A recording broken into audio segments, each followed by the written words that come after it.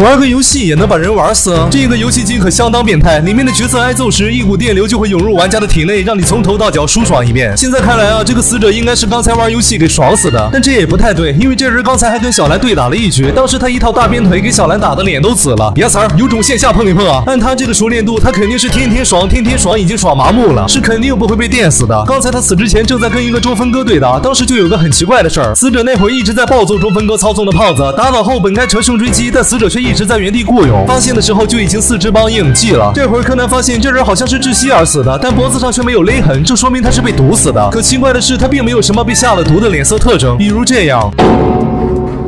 不过出于办案的严谨，木木警官还是当即下令解剖，结果最后死者的死因是解剖。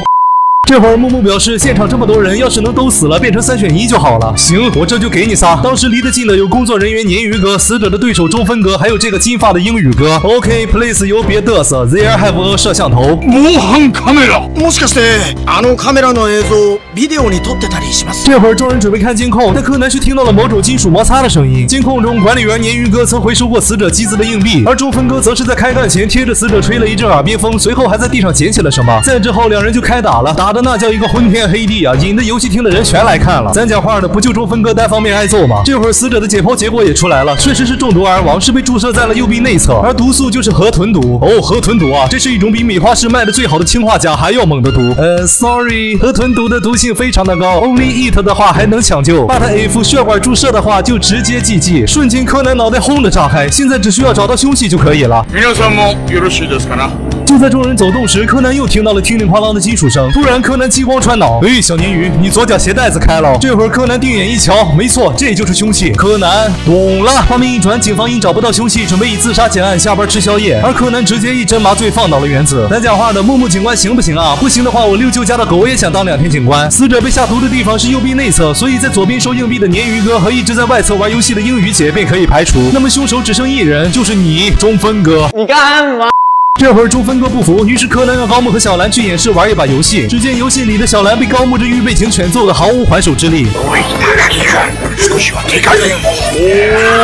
最终小兰归西了，但这会儿木木却发现高木竟然被蒙着眼。原来柯南早就告诉高木，玩的时候什么都别做，挨揍就完事儿了。没错，刚才其实高木才是那个女角色，因为小兰是女生，所以大家才会先入为主的认为女角色是小兰。案发时也是一样，因为丸子头是死者的常用角色，所以大家会觉得是死者在单方面暴打。但真相恰恰相反，是中分哥在暴打死者，而之所以暴打，是因为当时死者已经中毒了。因为游戏机本来也会震动，所以观众肯定也看不出来他快归西了。据我推测，你肯定是在开打前就用针给他下了毒，还顺道替他选了角色。你在吗？你给我拿出凶器来！我真的栓 Q 了，鲶鱼小哥，这会儿请你走2步。此时众人终于听到了他身上的金属声，吓得鲶鱼哥跳起了该谋。咱讲话的这么大的金属声，设定是只有绝对音感的人能听到吗？原来中分哥只是先将毒针插入香烟，然后用口香糖粘纸上，这样放地上自然就会有人把它带走。至于放置时间，应该就是低头捡东西的时候吧。你在狗叫什么？藏毒针的烟跟我的可不是一个牌子啊，宝贝儿，我没猜错的话，藏毒针的烟就是你在游戏厅烟灰缸里随便拿的吧？只要小心一点，不留指纹也没啥难的。但是硬币可就不一样了哦。鲶鱼小哥，请你打开投币盒。你在他俩开打之前清过一次对吧？那这里面一定就有中分哥替死者启动游戏时投的币，查一下上面的指纹，一切就真相大白了。这会儿中分哥绷不住了，承认了罪行。原来这个死者是中分哥妹妹的男友，和毛利大叔一样迷恋赌马，但他却没法像大叔一样天天挣死人钱，所以妹妹就一直在省吃俭用帮他还债。结果就是妹妹营养不良瞎了。这人说只要我玩游戏能赢他，他就跟我妹妹一刀两断。但没想到我就是个铁废物，怎么也玩不过他，所以我就决定既分胜负也决生死，我不后悔。哎，为了男友能把眼饿瞎，这么好的妹妹到底去哪儿找呢？でも本当、